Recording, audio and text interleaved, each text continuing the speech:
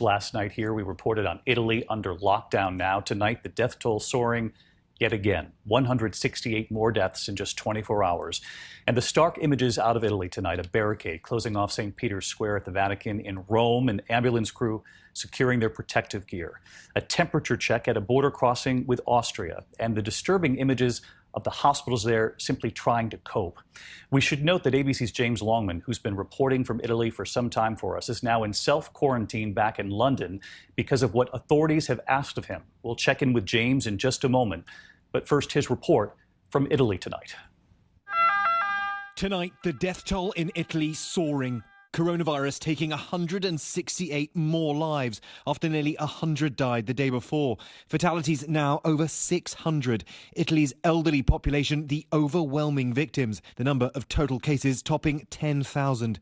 Hospitals in the north finding it hard to cope, making difficult choices about who to treat. ICUs are overflowing. Some hospitals building tents to test and treat the infected. The virus sucking the life out of the rest of the country. 60 million people in effective quarantine. No travel allowed for most, unless it's for work or an approved reason. Police enforcing the lockdown. Authorities urging people to keep about 3 feet away from others. Pat Leiter, an American living in northern Italy, showing us the do not cross line at her grocery store. Then when you went to the deli counter, there was a big red tape line so that you could order from a minute away and call out your order. Italy has the worst outbreak outside Asia, but China and South Korea are reporting fewer cases, and China's Prime Minister Xi visited the epicenter of the virus in Wuhan for the first time, signaling that the worst may have passed. But Italy remains gripped by the crisis. We got out on the last British Airways flight out. There are people everywhere, and it looks very clear that a lot of people are trying to get out of Italy. But getting out is becoming increasingly hard to do.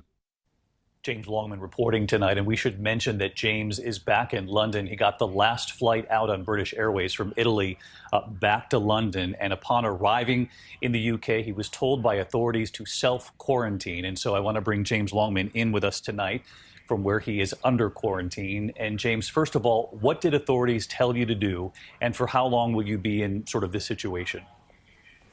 Well, there's no mandatory quarantine in the United Kingdom, David, but authorities do ask people that if they've been in Italy, they stay at home for at least 14 days. Actually, Rome and London do have a similar number of cases, around 90, so we're going to reassess in about a week's time. All right, about a week's time. And it's very interesting, James, that they suggested this to you because we've heard reports here in this country of college students coming back from Italy and that they weren't asked questions at the airport upon arriving here in the U.S. So very interesting that in the U.K. they've asked you to do this. In the meantime, I wanted to broaden out the picture here. You've been to Italy 3 times now to report, and we've seen this escalating crisis there, the severe toll on the Italian people. I know age is a factor in Italy and some of the cultural norms. Talk us through this. Yeah, absolutely, David. There is a large elderly population in Italy. It's actually the second oldest population on Earth, and old people tend to stay home with their families. So there's a potential there for a real mix of people and the virus to be able to spread. It's certainly taking its toll on the elderly in Italy, David.